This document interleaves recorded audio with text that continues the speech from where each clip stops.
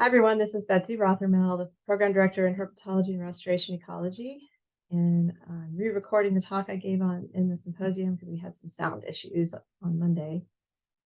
So my talk is about the relative body size and genetic relatedness effects on female social networks and gopher tortoises. And I gave a version of this talk at last summer's joint meeting of ichthyologists and herpetologists. So traditionally, there's been a rather binary view of animals as being social or non-social, with reptiles generally pegged as non-social, based on some questionable assumptions that their brains are too small or they're too physiologically constrained to be capable of complex social behaviors. In their recent book on this subject, Duty et al. Highlighted several reasons why this view has been slow to change. For example, reptiles are often very secretive and hard to observe. And their social behaviors can be subtle and almost unrecognizable even to us. The unfortunate consequence is that for many species, knowledge of their social behaviors is limited to a few descriptions of only the most conspicuous behaviors like fighting and courtship. But that is starting to change, and the work I'm going to describe today should add another example to the growing list of newly discovered forms of reptile sociality, in this case, for an otherwise well-studied species, the gopher tortoise. Doing direct behavioral observations of fossorial species like gopher tortoises is tricky.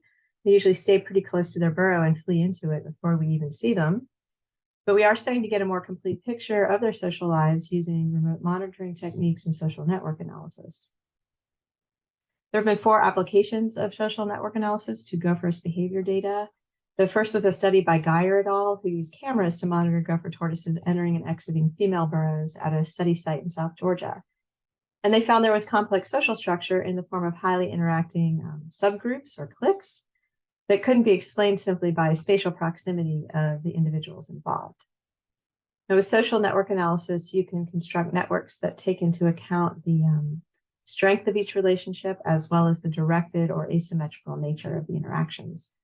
And social network analysis also allows for testing hypotheses about factors influencing social behaviors by comparing your observed network with a null random network.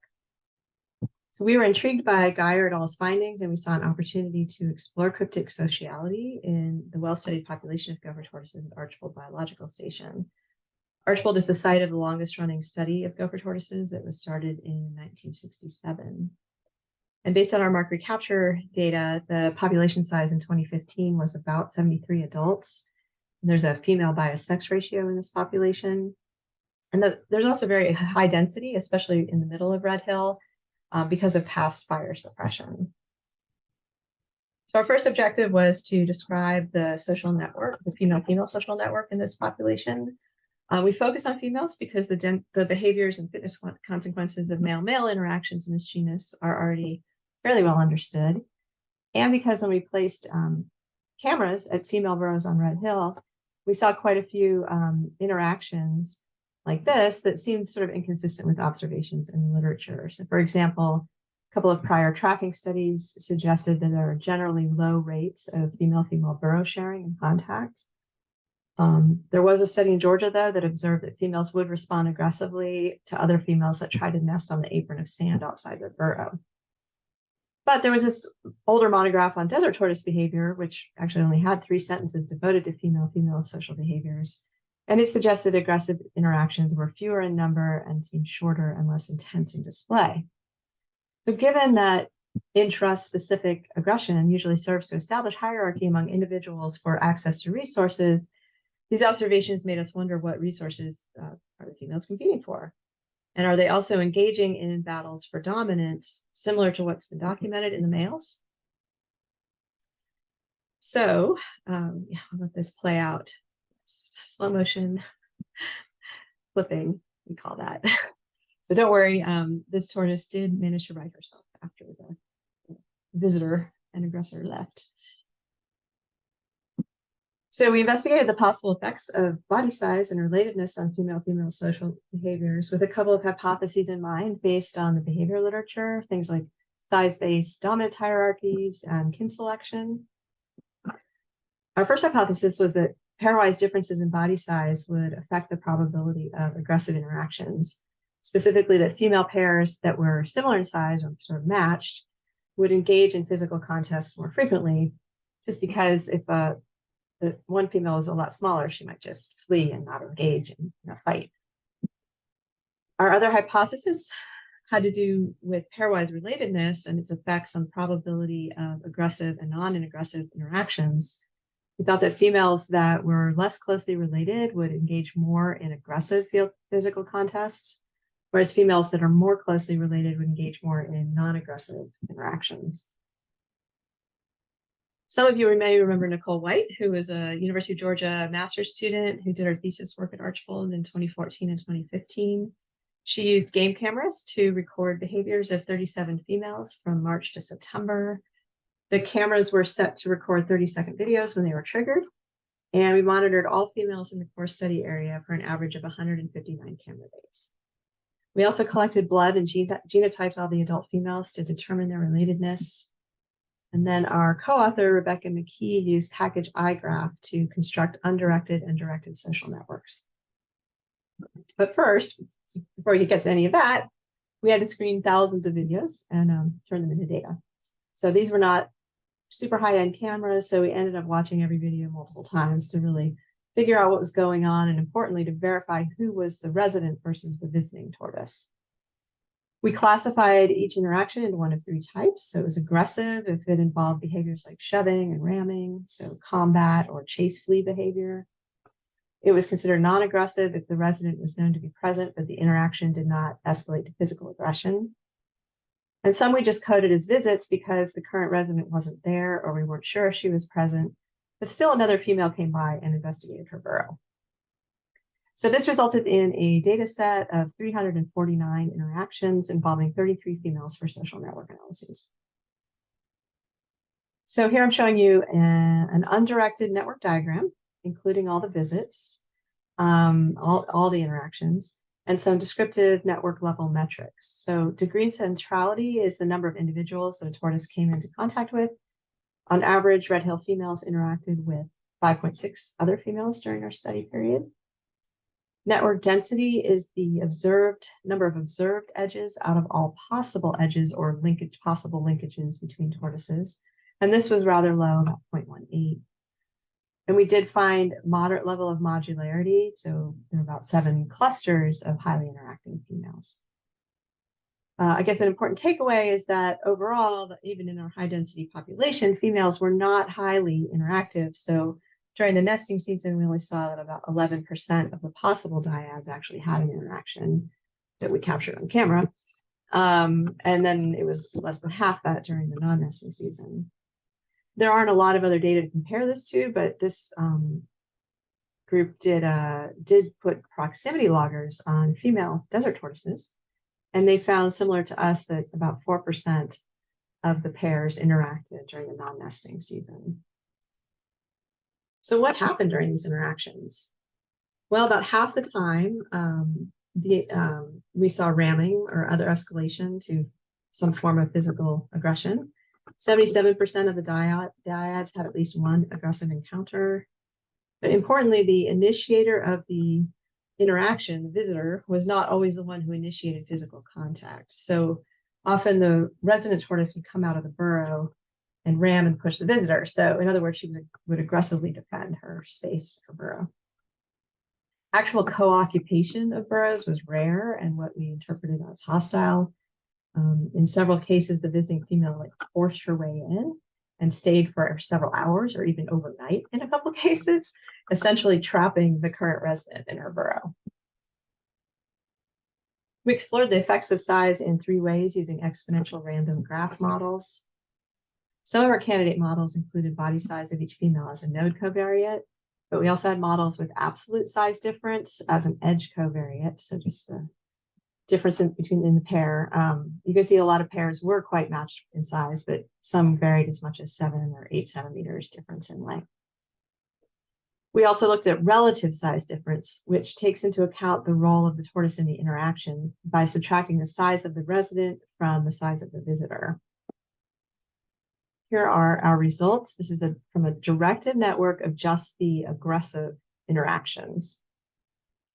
And we found that the model that included relatedness and the relative size difference had the most support. So as the relative size of the visitor increased in relation to the resident tortoise, you saw an increase in probability of aggressive interaction. Whereas with relatedness, as relatedness increased, there was a lower probability of an aggressive interaction as we predicted. We've also looked at a directed network of visits and non-aggressive interactions. So taking out the aggressive interactions, and we kind of see the flip side here. So females that are more closely related to each other engage more in these kinds of interactions. And you can see just kind of looking at the raw data that those dyads that only engage in non-aggressive or visits tended to be more related to each other. So this is the first characterization of a female social network for any Chelonian. As far as the aggressive behaviors go, they were relatively infrequent, but I would say the intensity was on par with what you see with a lot of male-male interactions. High density could be driving this, although to us, it seems like nest sites and forage are not limiting on Red Hill. Maybe it has to do with competition for mates. Experiments with some species of fish, for example, have shown that female bias sex ratios lead to higher frequency of female-female aggression. As expected, there was lower probability of aggression as relatedness increased. And we saw a significant effect of relative body size. So body size was important, but not exactly in the way that we had simplistically predicted it. And then as far as non-aggressive behaviors, this is preliminary but intriguing evidence of what could be considered kin bias sociality, or at least females tolerating kin. And the significant effect of relatedness obviously implies that they have some way of recognizing kin. And I've looked for other studies that have shown kin recognition in turtles, and there's almost nothing. In fact, one of the only two I could find was a study done here.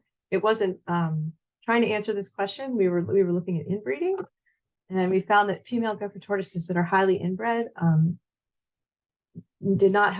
tended to avoid mating or having offspring with closely related males. And hatchling softshell turtles were found to avoid chemical cues of clutch mates. So now what? While our data were limited to one season of data for just one population, the novelty and significance of these findings opens the door to a lot of interesting questions and possibly some good comparative studies. A key unknown is the implications of these behaviors for female fitness. So what is it that a female tortoise gains by going and beating up, a less closely related female in her neighborhood? I don't know. Don't know the answer to that yet. But if kin bias association among females is a common feature of Gopher's social organization, then it has important implications for the ecology and demography of Gopher tortoises, like the movements and burrow use, and also some conservation strategies, especially for translocations, where tortoises are sometimes placed at higher than normal densities. All right, thank you for listening. I want to thank my all the interns and research assistants and volunteers who helped with data collection and processing. Also our funding sources, especially Disney Conservation Fund.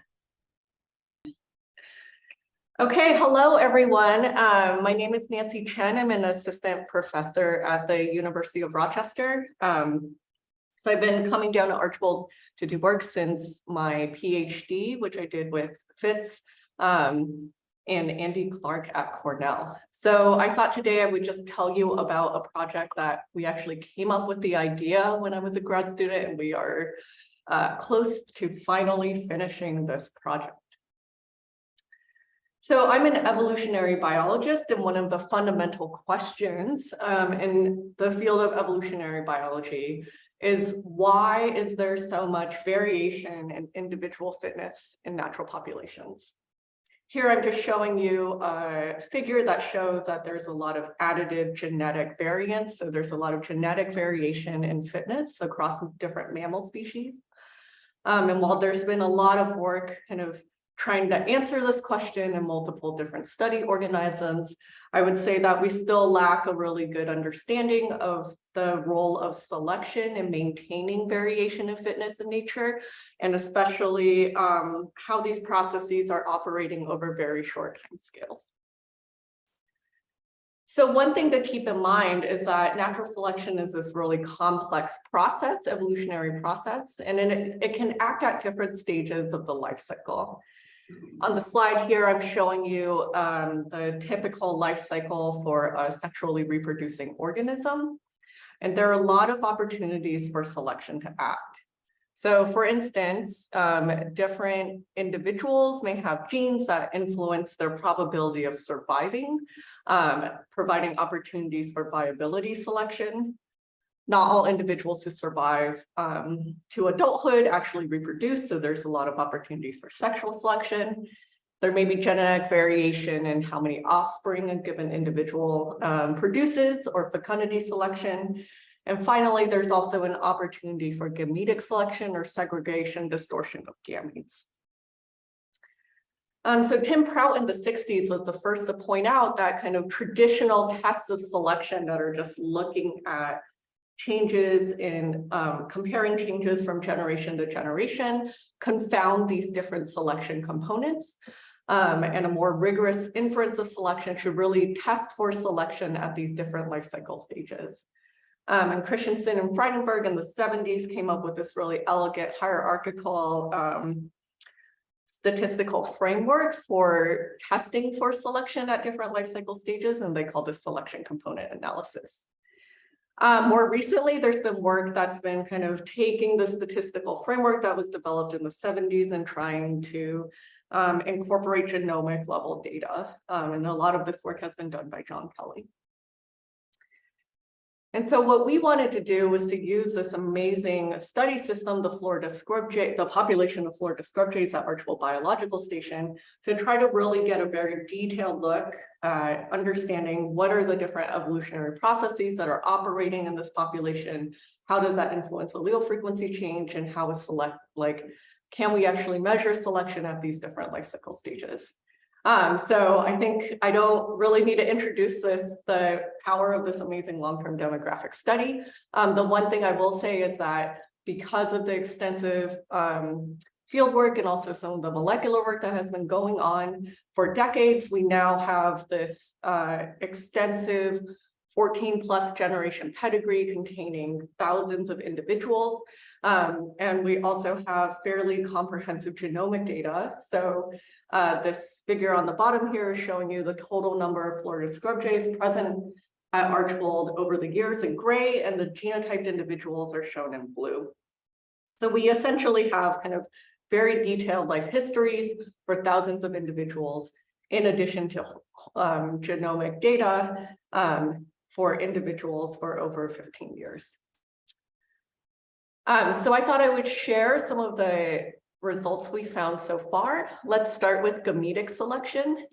So here, what we're interested in asking is, do heterozygote individuals transmit both of their alleles equally frequently to their offspring? I'm here as an example, I'm showing a kind of typical nuclear family. If dad is a heterozygote, so has two different alleles at a given locus, does he transmit each allele equally frequently to all of his offspring? So to ask this question, we developed a full likelihood approach where we kind of combed through our long-term data set. We identified all of the nests where at least one of the parents was a heterozygote, so two different alleles at a given locus, and then we counted up the genotypes of all of their kids. And using this information and the equation that I'm showing at the bottom, which you can ignore for now, we can estimate the probability that the male transmits one allele to all of its offspring and the probability the female transmits an allele to their offspring. And then we performed a likelihood ratio test to ask whether or not this transmission probability was significantly different from 0.5, which is our null expectation. Here I'm showing you results in the form of a Manhattan plot. So on the y-axis, I'm showing the -log10 p-values for all of our SNPs arrayed across the genome along the x-axis. And the different colors are just showing different chromosomes with any hits that survive multiple testing criterion shown in blue. So from our gametic selection test, we were really only confident about one particular SNP on chromosome 10. And then if we actually look at the transmission probabilities, here I'm showing you transmission probabilities of males on the y-axis and females on the x-axis. You can see that the female transmission probability is just slightly higher than 0.5, but the males transmit one allele 60% of the time. And so there's a little bit of segregation distortion. We're working on kind of annotating the genome and trying to understand like what are genes that are near this particular SNP. But for now, I can't really tell you any more stories beyond kind of large scale patterns. For the other three selection components, we use the same approach. So for viability selection, sexual selection, and fecundity selection, we use the mixed model approach where the phenotype of interest is either did you survive or not to a particular stage, conditional on survival, which you actually establish to become a social breeder, or the size of the first clutch in a season. We included the full kinship matrix as well as natal year and natal nest as random effects in all of our models. And we also performed a variable selection approach where we took a whole suite of potential variables that may influence variation in these different fitness components that are not genetic. So things like inbreeding coefficient, when did they hatch, attributes of the natal nest, how many territories are there, how big was the natal territory, how old and experienced are the parents, or climatic variables that varied from year to year. So things like density, temperature, acorn abundance, etc. So once we identified variables that were important for each of these different fitness components, we then went and fit for each of our SNPs across the genome. Is there a significant association of the genotype at that particular SNP with our fitness component of interest? So essentially what we're doing here is a genome-wide association study for different components of fitness. We ran models for males and females separately, as well as both together, including sex as a fixed effect. And here I'll just, we ran a ton of models. I'm just gonna give you a few highlights. So for viability selection, we found some interesting results looking at females, so female survival. Here I'm showing kind of important milestones in the life of a Florida scrub jay. As you know, we ban nestlings when they're 11 days old, so that's when our analyses start. Scrub jays leave the nest around day 18 and pretend to be pine cones until day 30 when they're a little bit more mobile. By around day 90, they're nutritionally independent from their parents. And by day 300, they're physiologically capable of breeding. So in females, we found a kind of strong genetic component to survival from day 11 to day 90, so survival to nutritional independence. We did account for variables like hatch date, hatch number, and inbreeding coefficient. And we found one particular SNP on chromosome 5 that had a really large effect on survival. In fact, if you go and look at survival probabilities for females of the 3 different genotypes, you can see that if you have the genotype big A as opposed to GG at this particular SNP, you have a difference in survival probability of like 0.3, which is huge. So clearly there is some genetic component to survival operating in female Florida scrub jays at Archbold. We did test for sexual selection, didn't find any large effect allele, which is not very surprising to us. It's a very complex trait, and there are a lot of other things that are kind of governing who has the opportunity to breed. So that wasn't too surprising. For fecundity selection, here we're trying to identify regions of the genome that are associated with variation in clutch size. And we modeled females and males separately. We included attributes about whether or not the female was a new breeder, nest date, and a couple other variables for males. And interestingly enough, we didn't identify any large effect alleles for female fecundity, but there were a few regions in the genome that are strongly associated with male fecundity. So overall, we ran a bunch of different tests for selection at different stages of the life cycle. We also tried to do a genome-wide we also did a genome-wide association study for variation in lifetime reproductive success, or the total number of offspring produced over an individual's lifetime. And we found a number of alleles, about like 27 in total, across the genome that are strongly associated with fitness or a particular fitness component. But one of the things we were really interested in was seeing if we could use this framework to learn a little bit more about how selection is operating at the genome-wide level. And to do that, what we did was we took the effect sizes estimated for all of our SNPs across the genome and tested the correlations of these effect sizes for different fitness components. Let me break down this figure for you here. So here I'm showing you different fitness components for males and females separately. And the black rectangles are going to highlight areas of the graph that I'm highlighting. Red squares indicate strong positive correlations in effect sizes, and blue squares indicate negative correlations. That's 12 minutes, Nancy. Okay, give me one. Okay, so basically what we found is that if we're looking for correlations with lifetime reproductive success, survival is the most important, which is consistent with what we know about the scrub jays. We found some evidence of the classic trade-off between reproduction and survival in females. So alleles that confer higher survival actually give you lower fecundity. And we also, if you look at effect size correlations between males and females, we find some limited evidence of sexual conflict. So to summarize, we've been doing this large project where we're really trying to understand how natural selection is operating on the genome at different life history stages. We've identified a number of interesting candidates for different fitness components, as well as some fun evidence of trade-offs between survival and reproduction in females and sexual conflict across the genome. So with that, none of this would be possible without the many amazing Archbold interns and staff who collected the data. Thank you to my team and my funding sources. And if there's time, I'm happy to take any questions. Sorry, thank you very much.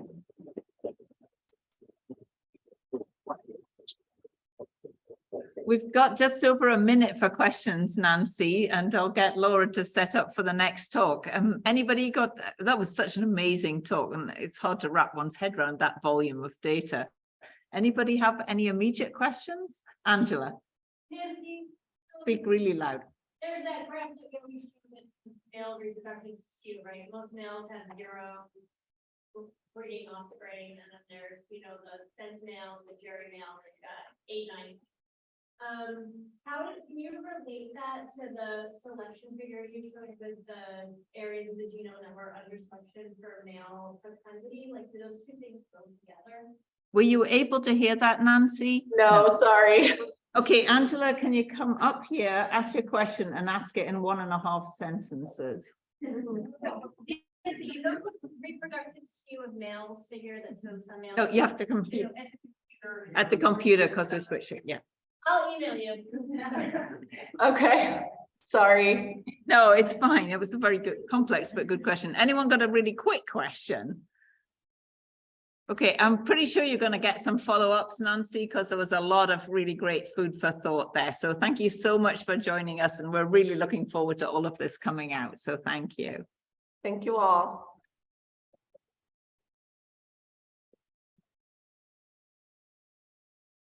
I think Okay, Karma, you can share your screen now. I think for future, if you want to ask a question, because we switched to this computer mic, you'll have to come up here and ask it. Sorry. All right.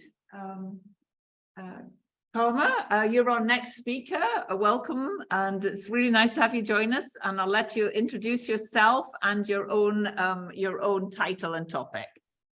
All right, great, thank you. So my name is Karma. I was one of the visiting scholars at Archbold this past summer. Before I get too into it, can everyone hear me? Yes. Okay, great. Yeah, and so I'm a graduate student at Syracuse University. So I wanted to just talk to you about the research that I did looking at nocturnal moths and how they respond to fire in terms of their community structure and their pollination services in the rosemary bulbs. So first, thinking about moths as floral visitors, which maybe some of us do already and some of us might not. They are one of the most species-rich groups of animals that visit flowers, with there being over 123,000 species that have functional tubular mouthparts, making them all potential pollinators. They also travel long distances compared to other floral visiting insects, which is potentially really beneficial for maintaining gene flow of plants that they're pollinating. But overall, there's been very little research on their general pollination interactions, especially on an ecosystem or a network level, and they are declining globally. So thinking about the threats that moth populations face, which there are quite a few, but we're just going to focus on a couple today. The biggest one being climate change, or more specifically, the changing in the timing and the intensity of seasons. And that can have large ramifications on overwintering eggs and pupae that are in diapause. This can also result in phenological mix matching, where the larvae emerge from their eggs prior to their food becomes available for a season. Connected to climate change is also fire, another threat that is, I guess, another cause for alarm for moth populations. So fire is, of course, a natural process, but because of human accelerated climate change and historic fire suppression, we've seen increases in the frequency, intensity, severity, and the spread and dispersal of fires. And so we're more frequently considering it a disturbance type. Therefore, understanding how fire influences different groups of arthropods is really, really important. So this is work from a meta-analysis that looked at how fire influences diverse groups of arthropods. On the y-axis, we have the percent of studies, and then along the x-axis is different groups of arthropods, with each bar showing us the number of papers that found either a negative, a neutral, or a positive response, the black being negative, white being positive. And looking over at moths and butterflies, we can see a large negative response to fire. And I do just want to point out that that's not necessarily the case for all arthropods. A lot of them actually respond really positively to fire. But moving forward and thinking about moths and fire, there we can see from that previous figure that the response to fire is not uniform. So understanding what aspects of fire dictate moth survivability is an important next step.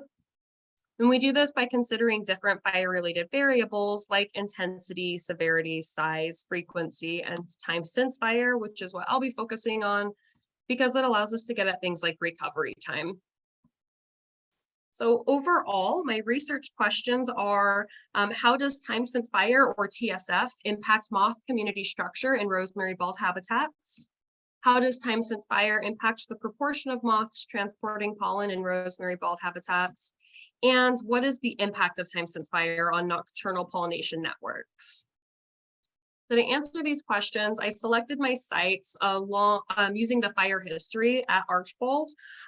So selected 3 different time since fire treatment levels that the rosemary bulbs had been exposed to. So I ended up with 3 different sites at those 3 different time since fire treatment levels. And I have them color coded here, where pink is unburned, blue are sites that were burned 1 year ago, and gold are sites that were burned 2 years ago. So looking at those sites, the unburned, it has a lot more rosemary than the sites that were burned 2 years ago and 1 year ago. To sample these sites, I built light traps that were designed to track moths. These were placed at each site once a week for a month. So that is 4 sampling events per site. In the morning, I then collected these light traps and brought them back to the bug lab, where I let the contents out into a flight cage so that I could individually vial up the moths for future identification, as well as pollen swabbing. So using fusion jelly, then I swabbed their abdomen, legs, proboscis, to collect pollen grains from their bodies. These samples were then heat fixed onto microscope slides so that I could later count and identify the pollen grains. They were identified using a pollen reference library, so taking those pollen traits and morphology and comparing them to the pollen grains of known species. So to answer my first question, how does time since fire impact moth community structure in rosemary bald habitats? First, I have an overview of my results. We caught 1,530 individuals that spanned across 13 superfamilies, 28 families, 161 genera, and 292 species. The figure that I'm showing you is the frequency that each of those superfamilies had at each time since fire treatment level, whether it's unburned, burned 2 years ago or burned 1 year ago. And it's also showing you how that changed across weeks. So up top, I have weeks 1 and 2. And on the bottom, I have weeks 3 and 4. And it does look as though the frequency of superfamily changes across time, as well as when we're comparing from time since fire treatment level. Looking at moth species richness, then on the y-axis, we have the number of species that were found at each time since fire treatment level. And then on the x-axis, this is going from week to week. And it looks like there's some variation here in species richness. When I did a generalized linear model averaged across weeks, then we do not see any significant differences in species richness across time since fire treatment level. However, when we look over at abundance, here's a very similar figure, just with the y-axis now showing us the number of individuals. The generalized linear model averaged across weeks does show us a significant result where moth abundance was much lower at the recently burned sites when compared to the sites that were burned 2 years ago or not at all. And then this trickles over to community dissimilarity. So here is an NMDS. This has information from species richness and abundance incorporated into it so that we can get a better understanding of how communities differ overall, how dissimilar those communities are. So our ANISIM statistic is going to tell us a 0 would mean that communities have no differences in species identity, and a 1 would mean that communities have no shared species. They're fully different. The value that we calculated was 0.358. So that means that moth communities at different time since fire treatment levels are more similar than dissimilar in species identity. But when we look over at the plot, we can see really discrete clustering where the sites that were burned 1 year ago are off to the side and don't overlap at all with those sites that were burned 2 years ago or not at all. And that's reflected in the significance, which is 0.0436, telling us that there are significant differences and that sites that were burned 1 year ago are significantly more dissimilar than those other sites. And then this would be attributed to species abundance based off of the fact that species richness did not change, and our ANISIM statistic is telling us that species identity is more similar than dissimilar. So moving on to the second question, how does time since fire impact the proportion of moths transporting pollen in rosemary bald habitats?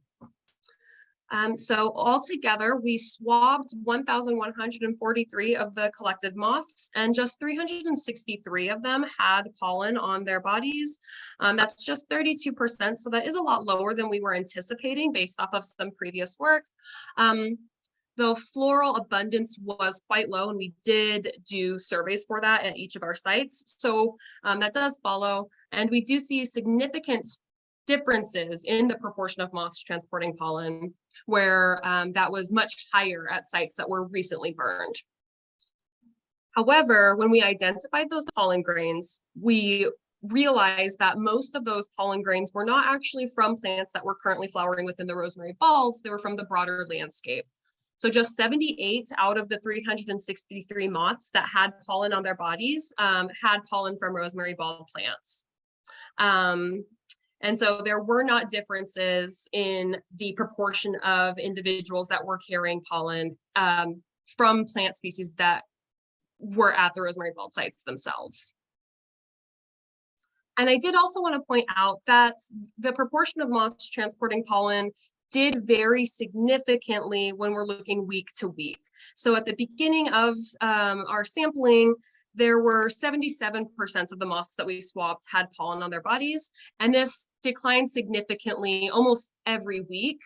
And at the first week at the sites that were burned just 1 year ago, then the proportion was as high as 85% of moths had pollen on their bodies. Moving on to the third question, what is the impact of time since fire on nocturnal pollination networks? I'm first going to show you the network from the unburned treatment level. So out of the 7 different plant species that were found flowering within our rosemary bulb sites, 6 of them had pollen being transported within the networks. And this was by moths that belonged to 14 different families. At the unburned sites, then there were 23 moth species interacting with these 6 different flowers or plant species. And to sort of assess these networks and compare them, then we calculate these different network metrics.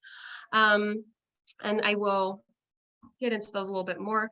At the pollen transport network for the sites that were burned 2 years ago, we can see visually it's just a lot more complex based off of those interactions and the number of links per species. And so linkage density is much higher, and that indicates an increased network complexity, which could translate to increased network stability. And nestedness is much, much higher here. And that can certainly increase network stability. And it's also a higher nestedness value is indicative of a more mutualistic network. And then moving on to the network for the sites that were burned just 1 year ago. These have similar values in terms of nestedness anyway to the sites that were burned 2 years ago. However, we no longer see Lyonia present in the pollen transport network. And we've gone down from about 25 moth species all the way down to just 13. So these networks are much, much smaller. They are not as complex, although nestedness is still fairly high, but linkage density has gone way down and the abundance of moths here is much lower, as is the number of plant species present. So to make my conclusions, the nocturnal moth community structure does change after recent fires, but it has really quick recovery time. We know that because the diversity metrics for these sites that were burned 2 years ago are not different from the sites that were unburned. So this decrease in abundance that we see in sites that were recently burned decreases pollen transport network size, complexity, specialization, and interaction richness. And then recent fire does increase the overall proportion of moths transporting pollen for plants beyond the rosemary bulbs. So there's an indirect effect where the burning of the rosemary bulbs perhaps drives moths to interact with flowers that are further away, or at least have higher quality floral interactions that are resulting in pollen transport. So with that, I really wanted to thank everybody at Archbold, especially Dr. Aaron David and Dr. Mark Derrick in the bug and the plant lab that helped me out a lot and allowed me to work in both of their labs. And I also wanted to thank everybody on my graduate community back at Syracuse. And then open up for questions if there was time. Okay, thank you so much, Karma.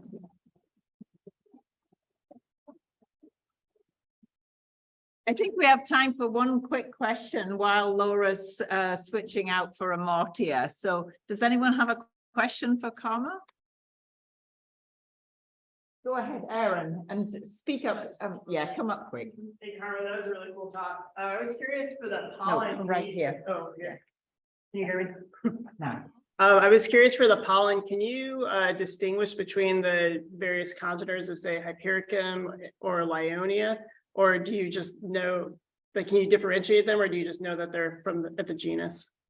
Hypericum, absolutely not. Lyonia, there are some ways to differentiate down to species there. And with Lyonia ferruginea, then I was able to confidently make species identifications. And then there were there was another Lyonia pollen type that I was unable to. But yeah, that for some species it's doable and others it's much harder. Well, thanks. Great. Thank you so much. It was a great talk. Thanks. Thank you. So we're going to hand over to Amartya. Everyone, I don't know if we gave Colma a round of applause. Okay. So next up, Amartya Saha, and I'll let you introduce yourself. Yeah. For those online, I know we're sort of 5-7 minutes behind, but we're just going to stick to the schedule this way. Okay. Hi, thanks for coming. I'm Amartya Saha. I'm an ecohydrologist and an instrumentation specialist based at the agroecology lab in Archbold. So we've had talks about behavioral diversity of birds and tortoises and all things. So I'm going to talk about nutrients in runoff, which has been creating massive algal blooms in Lake Okeechobee. So the biggest water quality problem in South Florida is eutrophication, and things got really bad in 2016. But the issue is that we have extra nutrients coming in from urban areas and from agriculture, right? And because a lot of the land has been drained, the water just flows really fast to Lake Okeechobee and from there into the estuaries, and they cause massive algal blooms and fish deaths and so on. So within agriculture, so even though ranches, they release much lower amount of nutrients per acre or per square kilometer, they still occupy a large area in the overall basin. The map on the left shows that's the Northern Everglades headwaters area or the Lake Okeechobee Basin. The green is basically on the ranches, so that occupies the most area. And if you look at the graphs, the first graph there shows the amount of phosphorus inputs leaving different land uses. So the arrow there shows the improved pasture is very low per hectare. But the second graph shows the extent of land use you have in the basin. And it's very high. The highest land use is improved pastures. And so the bottom graph basically shows that the amount of nutrients leaving ranchlands is kind of comparable with other land uses, and it's significant.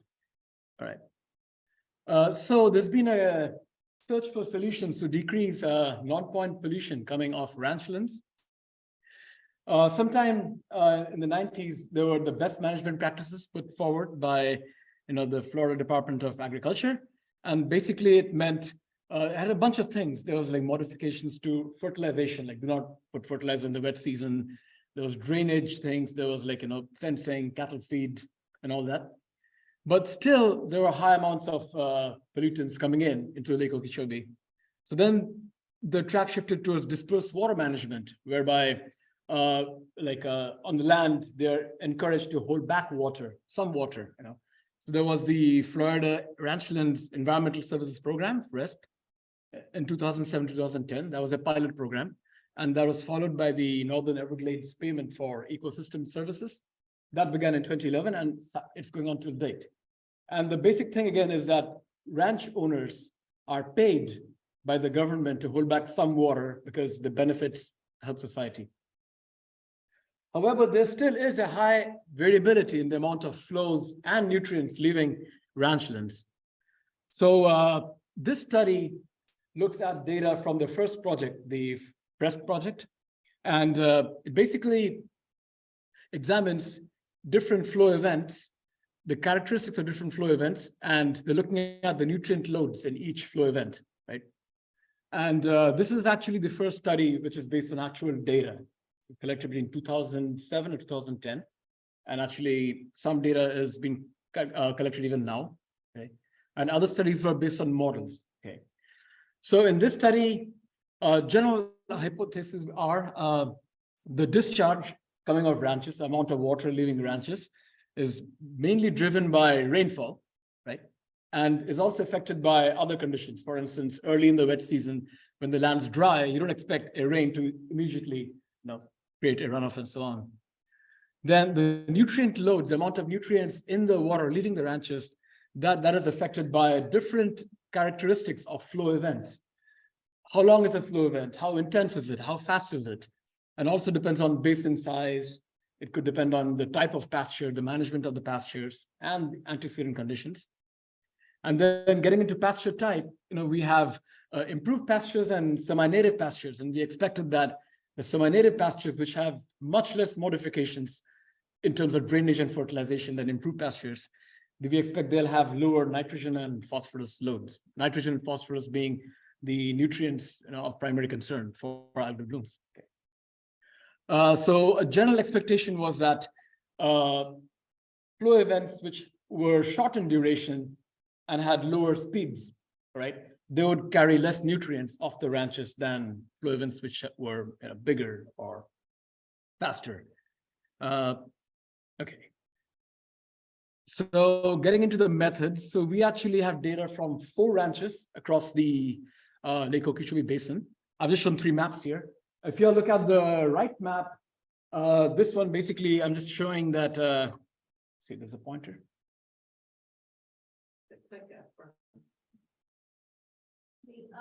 Oh, this one. This one. Yeah, okay, I see. Remember Okay. your online audience. Ah, true.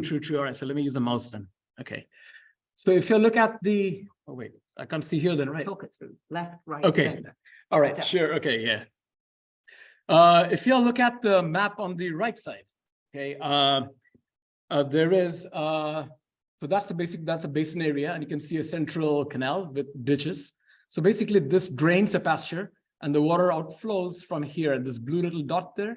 And so that's basically where we are measuring the amount of flow leaving a ranch. We're also sampling nutrients there, and I'll just briefly show how we do that. So this picture shows a culvert, and you can see in the middle of the culvert, there's a kind of wooden board. So it's very low tech, but the wooden board serves like a little dam to prevent the water from flowing out. Right? This picture is from Buck Island Ranch. This is basically a water and nutrient monitoring station. So this is like a major ditch, right? And there's a culvert. So basically the water flows this way. And over there is a transducer which measures the water level. And then this thing here is an automated water sampler. And on this mast, we have data loggers. And the way we sample water for nutrients is that every X amount of kilogallons flowing past, the data logger instructs the ISCO to take a water sample. Right. Okay, this is a kind of dry slide. But anyway, how do we measure flow rate, right? So we have a culvert and we look at the difference in water levels on either side of the culvert. That's the head. That multiplied the amount of volume passing through the culvert. There's a flow equation that gives us the amount of water flowing out through the culvert.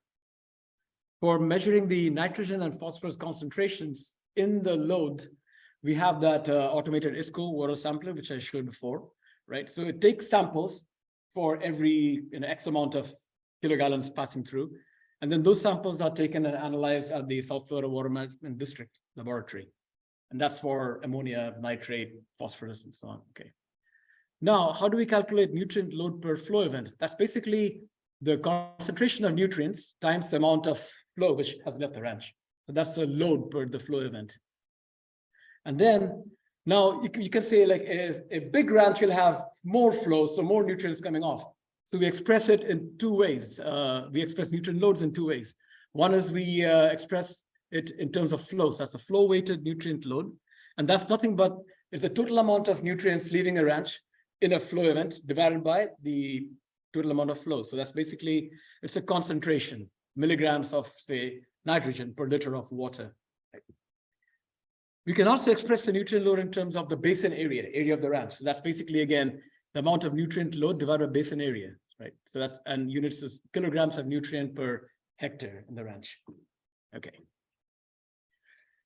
So then to analyze the data, we're looking at the different characteristics of flow events. So we have the peak flow rate or the maximum flow rate over a flow event, the average flow rate, the duration of the flow event, and then we have rainfall. We have the season. Is it like wet or dry? And then is it like early wet season or late wet season? The pasture management type, the basin size, and antecedent soil moisture conditions. Like early in the wet season, everything is dry. So when it rains, you don't expect a flow to happen until soil is saturated. So we put in all these different variables into linear mixed models. We made several models, and then we want to see what's the effect of these, or the relationship, if you will, of these individual parameters upon nitrogen and phosphorus loads. And again, we express and like flow weighted nitrogen, area weighted nitrogen, likewise for phosphorus. This was done in R. Okay. So getting into the results, the first result is the first graph basically shows data from 2007 all the way till 2020 for one particular sampling site on Bakalan Ranch. It basically shows these are the discharges, right? So these are the various discharge events. And the graph at the bottom shows the corresponding rainfall over the exact same time period. So the first thing we see is that the discharge, the black lines are pretty much similar to rain. So it's basically most of the discharges are driven directly by rainfall. That's no surprise there, right? This graph shows what exactly are flow events that we're talking about. So this is basically data from 1 year. There are the months at the bottom. So as expected, all the flow events happen during the wet season, which is between July and November. So each of these peaks, so this is one flow event, that's another flow event, that's another flow event, and so on, right? And the blue lines, they're basically the daily flows, and we multiply that by concentration to get the corresponding loads, right? Okay, so this is coming up to a very busy slide. So, just let's look at the text first. So when we look at flow weighted total phosphorus, again, that's the amount of phosphorus per liter of runoff. We found that as the peak flow rate increased, the faster the flow event, the concentration went up. And that we can surmise as faster the flow event, it's causing more soil erosion across the land, muddier the runoff and all that, right? The second result was that for flow rate less than 15 cubic feet per second, so basically for slow flows, as the duration of the event increased, the concentration decreased, okay? And this suggested that when the flow is very slow, after a point, there's some kind of dilution effect. For flow rates higher than 15 cubic feet per second, there wasn't any relationship between the duration of the flow event and the flow weighted total phosphorus. The third result was looking at season. So this decrease in FWTP, the flow weighted total phosphorus, was steeper in the sense that basically in the early wet season, as longer the flow event, the decrease wasn't that marked. Whereas in the middle of the wet season, there was a stronger dilution effect. So that was for phosphorus. Expressing in terms of area, we found that as the peak flow rate increased, as the speed of the flow event increased, the amount of phosphorus leaving in the kilograms per hectare also increased.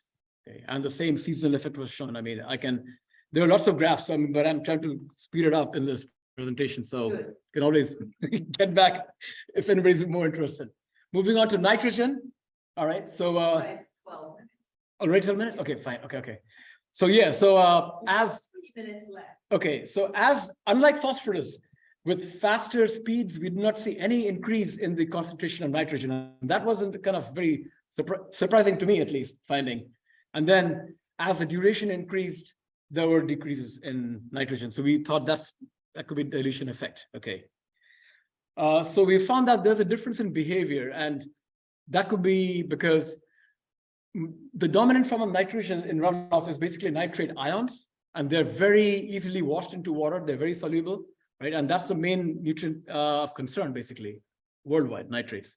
Whereas when phosphorus enters water, the amount of phosphate ions is very low. So most phosphorus is absorbed to soil particles or like organic litter and things like that, right? So that's we found that's the two different mechanisms of we say the transport of contaminants happening. For phosphorus, it is based upon soil erosion, whereas for nitrogen is primarily ionic form. So to conclude, we found that nitrogen and phosphorus behave differently, and the dominant, as we say, the dominant pathway of phosphorus lost from fields was by being absorbed into soil, whereas the dominant pathway of nitrogen was by nitrate ions. So a management solution is if one were to slow down the flow physically, right, that could decrease the amount of phosphorus living ranches, as well as nitrogen. For future studies, the thing of nitrogen kind of brought out an interesting question where basically, if you hold back water from a ranch, it can stop soil erosion. So it can stop or decrease phosphorus leaving. But you can have groundwater leaving. You can have groundwater seepage, basically water leaving underground and flowing towards Lake Okeechobee. And that can have a lot of nitrates.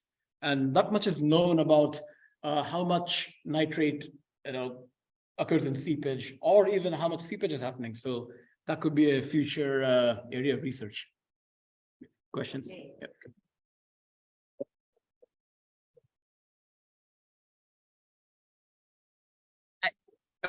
We don't have time for questions, although I know there was some interesting ones in the chat online. So we'll make sure that we get those forwarded to Amartya, and maybe he can answer them in the Q&A, maybe at the break.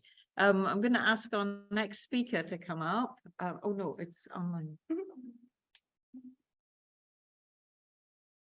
Yeah, give me 1 second, Brandon. So Brandon, we're just getting your presentation ready to go. All right. Hi. Do I need to share my screen, or do you? Yep, go ahead. You're ready to share. Okay, let me do that.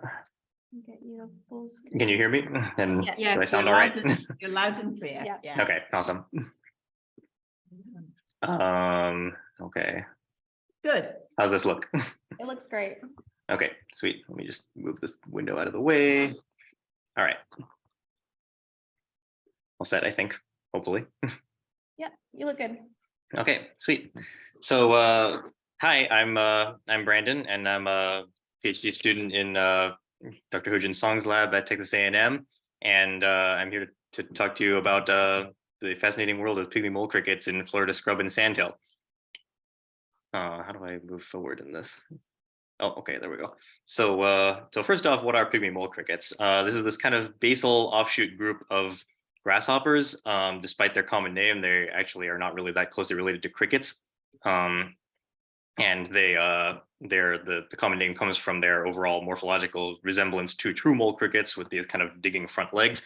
And you can see they all kind of mostly look like this, these kind of dull looking creatures like this. And they're kind of not a very diverse group. There's only about 140 species worldwide, and they're nearly always associated with riparian areas along sandy, muddy edges of water, lakes, ponds, where they kind of dig little burrows. And there's one major exception to this, which is the pygmy mole crickets of, how do I go forward? There we go.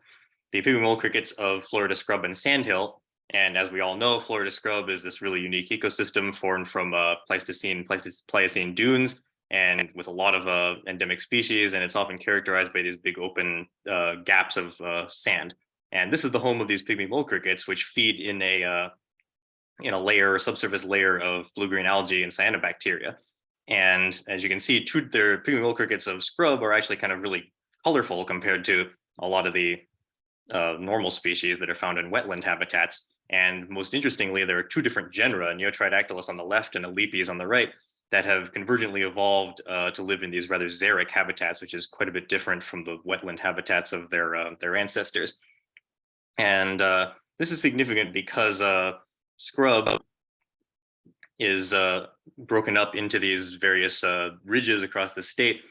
And in the past, they served as a refugia during inundation of the state. And now they serve as inland islands that promote allopatric speciation. And we can see this most notably in like small flightless groups of insects, most notably in the flightless Melanoplis grasshoppers on top and blind flightless scarab beetles in the genus Geosimodius below.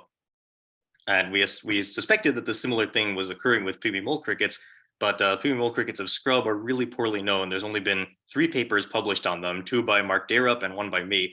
And we really don't have any idea of what these things are doing in the ecosystem, nor did we even have a good complete picture of their distribution within the state.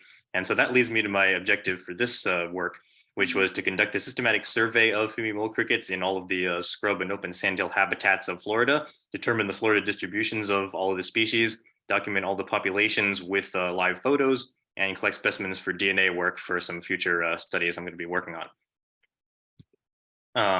So for methods, I conducted a really exhaustive Google Maps search for all these scrub habitats with open sand gaps and combined this list with a lot of localities I pulled from iNaturalist for more commonly photographed scrub species like rosemary, as well as some eBird localities for Florida scrub jay areas that, as these habitats kind of tend to overlap. And this last summer, I did a lot of field work over about 2 months in Florida. At each locality, I visited within a few hours of the rain because in periods of dry weather, these things burrow really deep and it becomes incredibly hard to find them. And I looked for the burrows, which you can see here on the right, kind of appear as these little pale squiggles of sand on the surface. And so if Pygmy mole crickets were present, I collected at least 10 into 100% ethanol and kept a couple alive for live photography with this little setup on the left, which is responsible for most of the pictures in this talk. And so moving into what I found here, this is what our previous data knowledge was. Blue dots are these localities from literature and from collections. You can see the Lake Wales Ridge is pretty well surveyed due to Mark Darup's collections. And then there were a couple other specimens from other random places, but really discontinuous. So this is what our current state of knowledge looks like. Yellow circles are these localities that I had found them in some previous year's field work, but the red dots are the majority of these new locations, which I collected just this past year in 2022. And as you can see, the distributions of these things is kind of matched up with that map of Florida scrubs sand ridges that I showed you earlier. And black triangles are also localities I surveyed where I did not find them. So there's a bit of negative data here as well. And now I'll jump into kind of what I found. So, okay, for the first genus, Neotridactylus, there's this one species, Neotridactylus archboldi, which was originally described from Archbold here. And this is actually seemingly widespread in a lot of the scrub habitats statewide in a number of different ridges, as well as these kind of coastal dune scrubs up here in the panhandle, which is really interesting. And so as far as I can tell, morphologically, these all appear to be the same thing. But given that this is a tiny animal that is flightless and restricted to this unique scrub habitats, these are really likely to show strong geographic structuring, perhaps even a cryptic species complex. And as you can see from all these places, they more or less kind of look the same. I had originally found in the top right these populations from the Ocala National Forest that had paler legs, paler abdomen. I thought, oh, maybe this is something different, but I've since found that kind of pale coloration in a number of other places. And so I'm kind of doubting that as a valid character, but hopefully the DNA will tell us more. And then moving on to Alepes, previous work had showed two rather different species, Eisneri from the Brooksville Ridge and Dayrupi only from the Northern Lake Wales Ridge. And so as you might imagine, there's a bit of a more complex picture now. So these are all the localities I have found for scrub Alepes now. And as you can see, most of the populations were referable to Eisneri with those species with the mostly black head, but I found two populations that are apparently new species.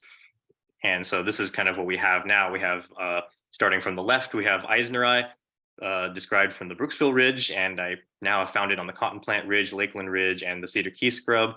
Dayrupi, which I described from the Northern Lake Wales Ridge and is still confined to that area. I did not find any new localities for that this summer, despite searching really hard. And then number 3 here is the species that I found that is near similar to Eisneri, but with a different head pattern, different prenodal pattern, a few other differences. And this is mostly a sandhill species that I've only documented from the northern tip of the Brooksville Ridge and the Bell Ridge and some sandhill habitats near Steinatchee. And so that's kind of an interesting thing. And then most interestingly of all, on the far right here is this really fantastic animal, which I've kind of dubbed the candy cane pygmy mole cricket because, well, it's red and white striped. And this is a really kind of completely unexpected find over this summer. And I've only found this in Manatee County scrubs, which is not even on a named ridge. And so the color pattern differences between all these things are actually consistent as opposed to those Neotridactylus I showed you before. So in conclusion, there is a way more complex picture than we previously suspected. There are at least 2 undescribed species within Alepes, possible cryptic species within Neotridactylus.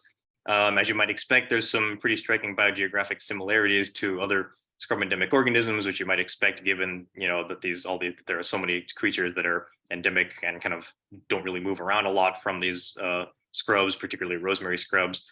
And of course, there's conservation implications, as we know, a lot of scrub habitats have been destroyed, and even the protected areas are at risk of improper management because scrub is a fire-maintained ecosystem. These pygmy mole crickets rely on these open sand gaps, and maybe extirpated from areas where vegetation is overgrown. And so for future directions, I have a lot of future projects I want to work on with these guys. There's a little bit of additional sampling, a couple spots I didn't get to, but that will be completed this summer. I'm going to be describing those new species with both morphology and molecules. I'm also interested in doing conservation assessments for these things if possible, because like I said, they're, tiny little things that are endemic to these, very unique habitats. And what about all those specimens I collected into ethanol? Those will be getting used for this molecular phylogeny and some population genetics I'm going to be doing. So there's actually currently no published phylogeny of the entire family. So in conjunction with specimens of other species from outside of Florida and other genera, I'm going to be working on that, and also doing some biogeography and looking at their adaptation to scrub habitat. And then finally, like I said, there's not a lot known about what these things are doing out in the habitat. And so I came up with there was a lot of questions that came up as I collected these things over the past summer. And one thing that I'm kind of looking into is looking at their population density in relation to time post-fire and their reliance on sand road edges as kind of refugia in these scrubs that have been long unburned. With that, I'd like to thank my funding sources and thank my lab, and also big thanks to Mark Dayrup for initially finding these insects in the first place and for encouraging me to work on them. And I'd be happy to take questions.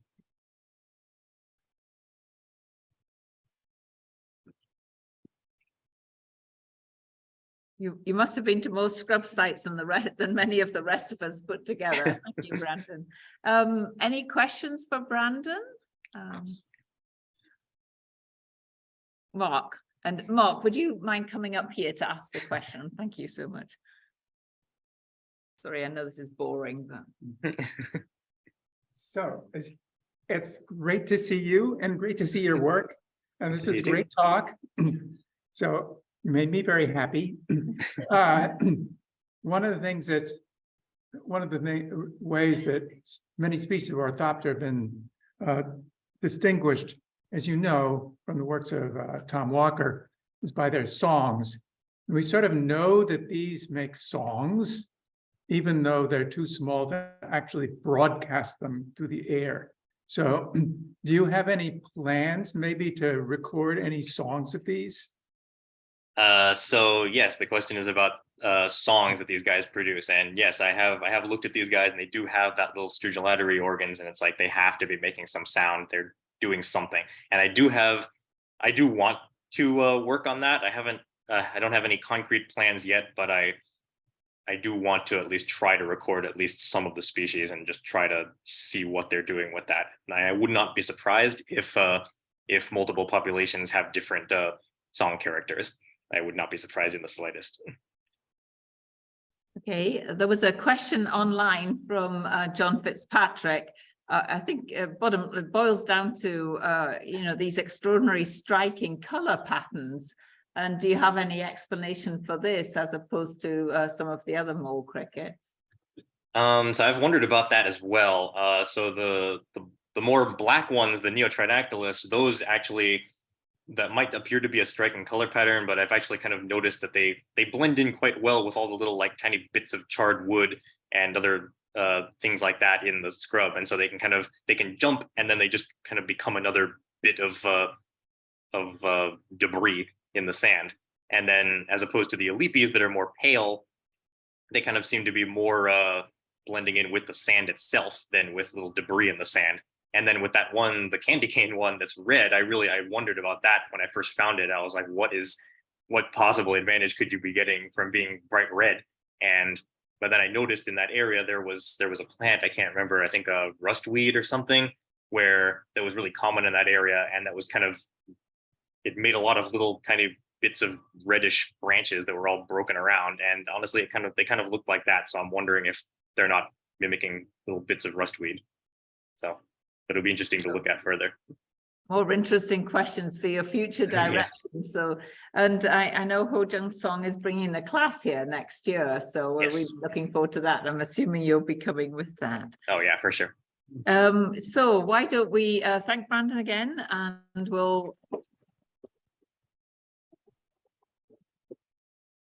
We'll catch up on a couple of minutes and move on to our next speaker. So Dan's ready to start. So Dan, go ahead and introduce yourself. And you seem to have a sort of better formal title than the one in our sheet. So please let us know what you're going to talk about. Great. Yeah, absolutely. Can everybody hear me all right and see my Yes. screen? Very good. Fantastic. I'm Dan Petticord. I'm another one of the visiting scholars of this last year. I'm a graduate student up at Cornell University, and this is a talk that I gave last summer at ESA about some of the work that's really at the foundation of my work at the ranch at Archbold. So I'm going to talk a little bit about phytoremediation of legacy soil phosphorus. In particular, during this talk, I'm going to talk about how plant species identity and its pea removal potential may not account for below ground influences on pea loss and leachate. So these are some things that we talked a little bit about with Amartya, but we're going to dive into with a little bit more detail during this talk. One of the first things I want to do just to start us off is talk a little bit about what the phosphorus cycle looks like in our soils. And this is a very simple, nice breakdown, but we have a big pool of soluble phosphorus. This is what plants access traditionally in blue in the center, and a couple other pools, either mineral phosphorus, organic phosphorus, or adsorbed phosphorus. And those are important because they can directly feed into or take from this pool of soluble phosphorus. I mentioned that I'm talking about legacy phosphorus and about these rangeland soils that have been historically fertilized. That's so important because when we apply fertilizer to plants, the goal obviously is to improve plant growth and yield. But we do it in a bit of an indirect fashion. Instead of somehow giving it to plants, we have to operate through this pool of soluble phosphorus. And so our addition, in a way, grows this pool, and then the plants can take from it. The challenge with that is that as we continue to add to this pool, the process is a little inefficient. And if the plants don't uptake everything that we add over time, eventually we gradually gain more and more phosphorus in our soils.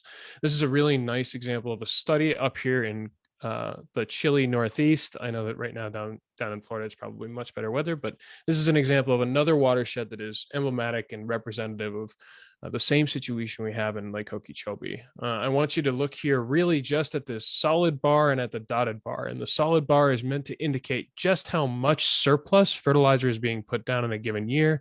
And the real takeaway here is just this trend. If we continue to oversaturate our soils, after a long time, that application becomes accumulation. And in recent years, we turn and look around and see that our soils have become completely saturated with phosphorus. This is a bit of a problem. And although fertilizer can work really well to improve plant yield, going to increase this pool can be problematic, mainly because of the incidence of passive loss. So I've included this little arrow down here to talk about leachate, but we also heard about surface runoff and above ground transport for Amartya. For either of these, the challenge at hand is that the nutrients that we put into our soil that work so well to grow our target crops or plants also work very well to grow a host of other things, including cyanobacteria. Once again, this is a more temperate example. This is the western basin of Lake Erie, and all of these beautiful blue-greens, I mean, they really do look fantastic from satellite, but they are gross and icky up close. This is basically a massive cyanobacterial bloom that happened in October 2011. I remember it well because this little red dot is the neighborhood that I grew up in off the coast of Ohio. And these algal blooms, as Amartya already mentioned, with that kind of picture of all the dead fish, they can cause hypoxia, massive environmental disturbance, and they're extremely costly, not just to taxpayers, but also ecologically. So we're worried about this runoff. We've begun to develop this narrative about how as the pool of soil phosphorus increases, the potential for loss increases. And we are already aware of this. We deal with it in a variety of different ways. These are some examples of intermediate or indirect approaches where we effectively just try to intercept this phosphorus before it can make it down to these vulnerable downstream water bodies. So we have our field where we may have fertilized for a long time. And so we set up different intercessions, something like terraces or riparian buffers that can be used to capture phosphorus before it gets down to, say, Lake Erie or Lake Okeechobee or any of these vulnerable water bodies that we're really concerned for. However, we have another approach that might work well to remediate this problem. It's actually right here in our figure. If we just grow plants on this pool of soluble phosphorus, over time, we gradually draw it down. phosphorus is a critical nutrient for plants. They need it in their growth. And all across the ranch, if we choose to grow grasses, we can produce a nice, bountiful hay crop that we can use as feed supplement. We can cut down on our pea import costs, and we can gradually, little by little, draw down this big blue pool of soluble phosphorus. That's good because not only is it useful from a rancher perspective, and then we can grow hay and use it to supplement feed, but also as this pool continually draws down, less and less is left over to be lost downstream. And we can, in a way, conserve these critically endangered ecosystems. So what I'm going to talk to you a little bit about today is how we've begun to approach this question. And one of the things that we've identified immediately is just, do different plant species have different potentials for pea removal?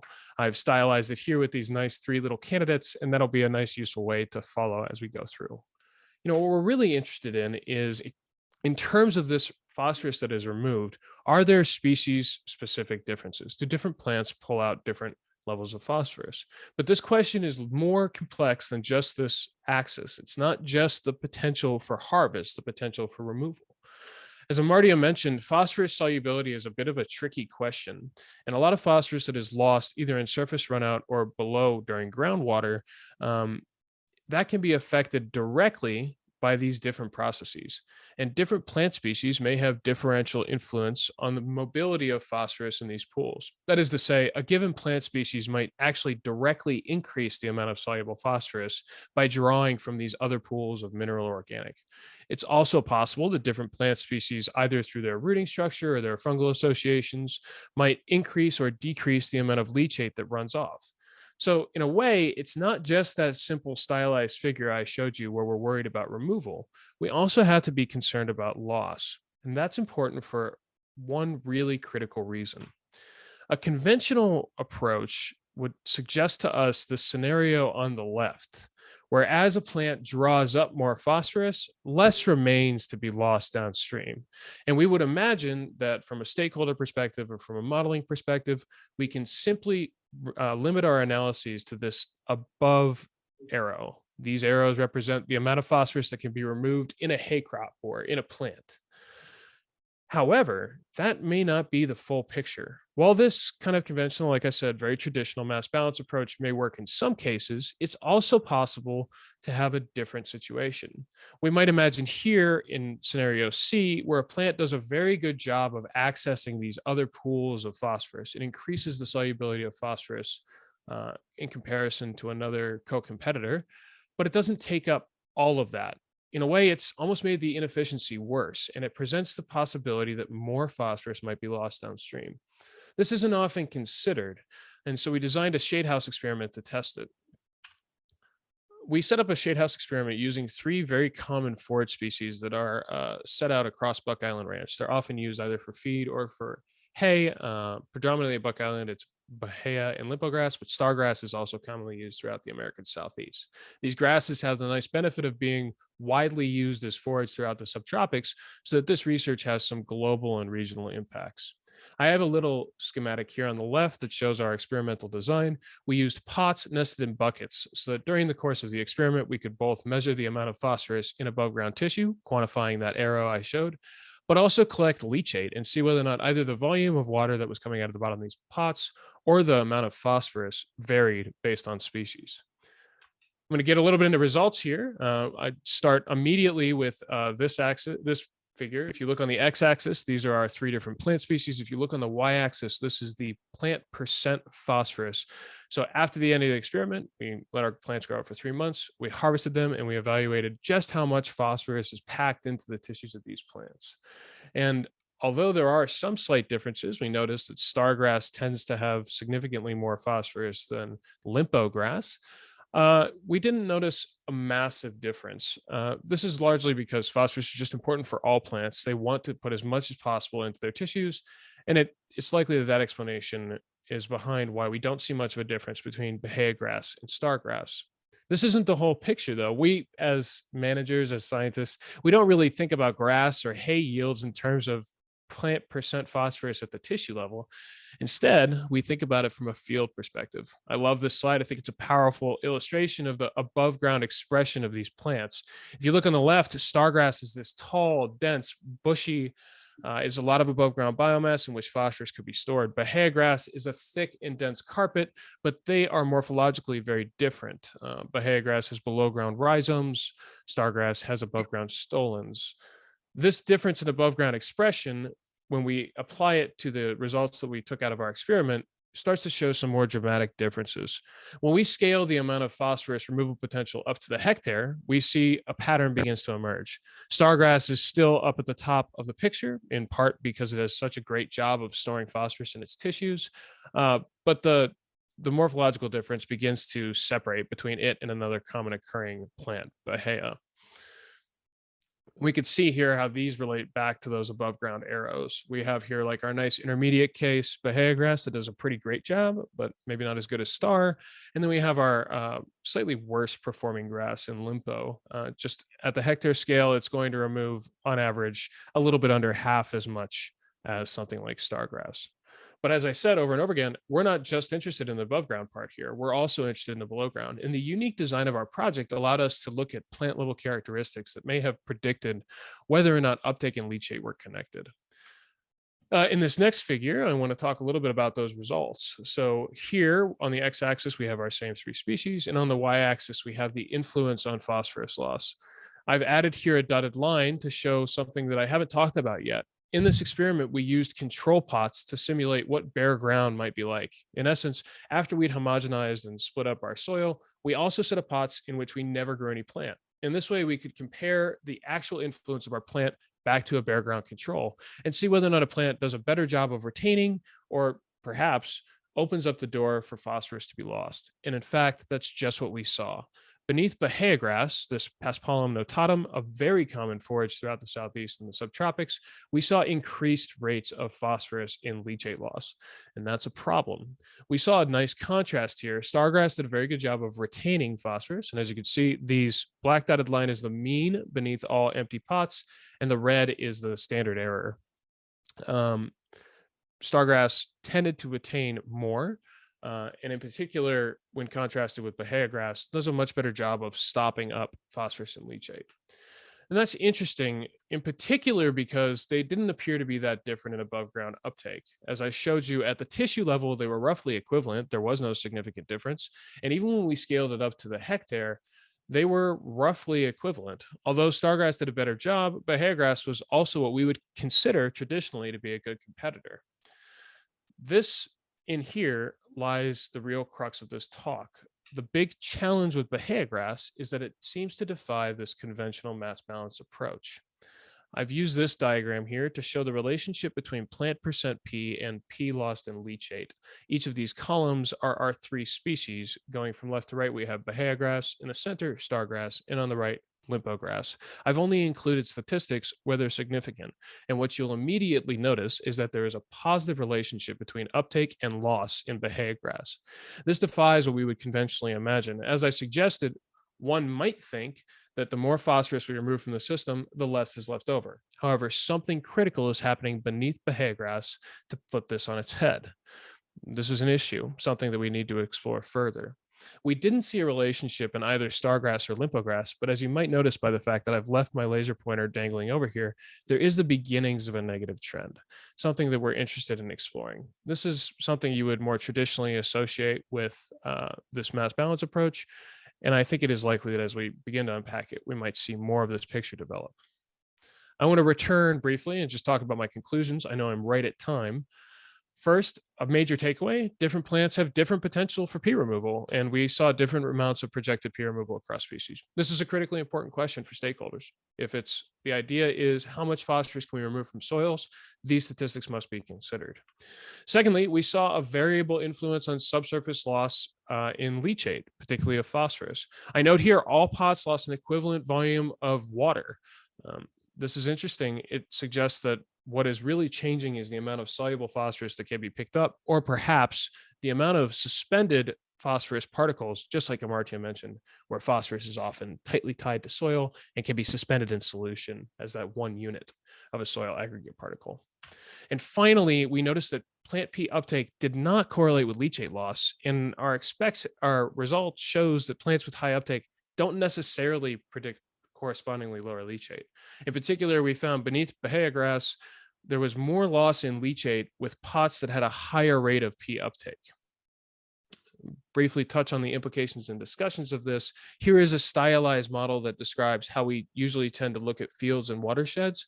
And you might notice that the influence of a standing crop is only considered in terms of the plant P uptake and how that impacts the relative breakdown of these different pools. Current modeling approaches don't always consider the fact that a species-specific relationship may not be tied to uptake, as we saw in our project, or could be the complete opposite. In these cases, we have potential for massive underprediction, and those things could explain some of the lag time we see in local water quality management. I just want to briefly thank all of my collaborators. Every single person at Archbold Biological Station is, of course, absolutely fantastic, but I am incredibly biased in that I think Buck Island Ranch is the best. That has to do just with Dr. Boughton and also with Amartya, how you, and some fantastic texts, namely Alma and Mandy. And I'd also like to thank my collaborators both at UF and at my home university in the Sparks Lab at Cornell. Thank you very much. I'd be happy to take any questions. So Dan.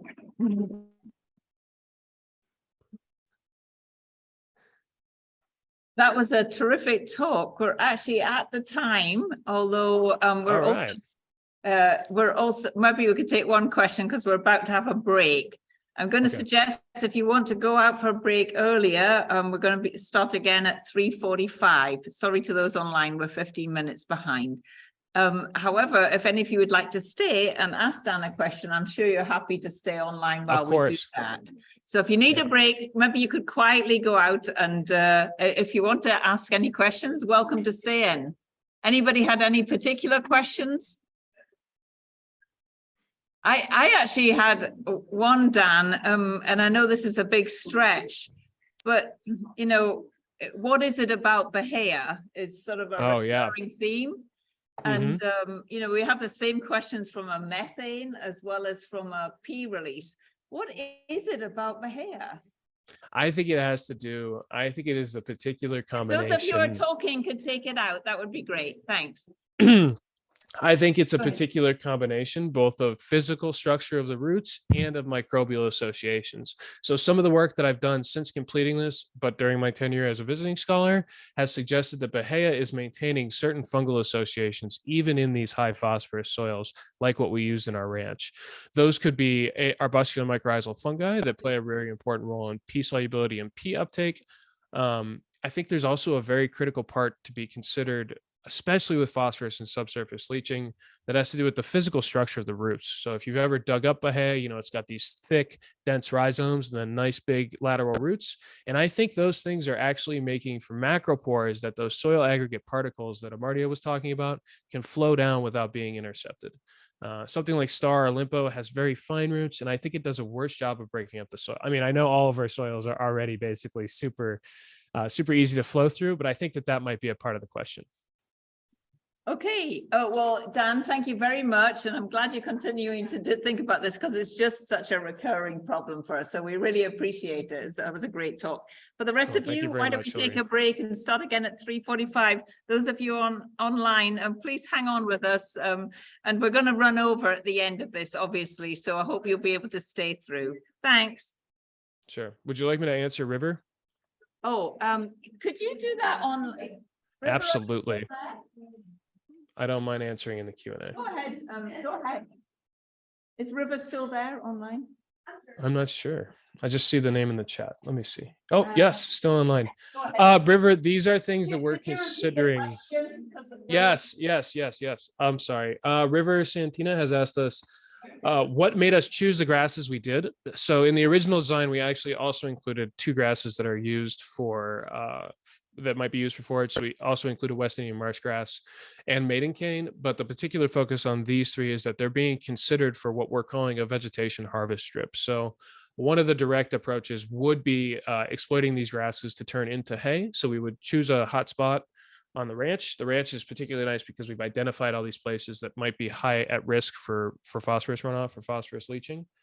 And at those sites, we would plant a 1 acre strip that could then be grown for 1 to 2 years and then turn into hay. And so we wanted to take advantage of a nested pot design to look at the specific relationship between plant uptake and loss. But in this larger experiment that we have going on that we've recently set up, we also have lysimeters set out. So part of one of my motivating questions is just, do these trends tend to change at the strip level versus the individual pots? What might be behind that? Other questions like that. Great, thank you. Okay, I'll see you guys after the break. Yeah, very good.